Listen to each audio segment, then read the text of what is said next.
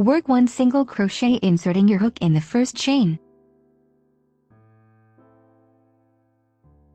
Chain 3 stitches.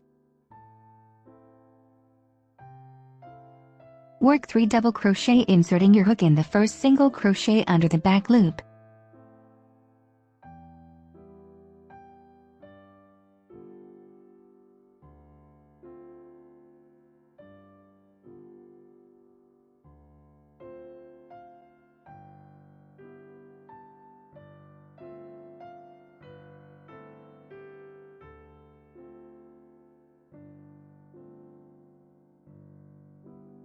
Work 1 single crochet inserting your hook in the fourth chain of the previous row.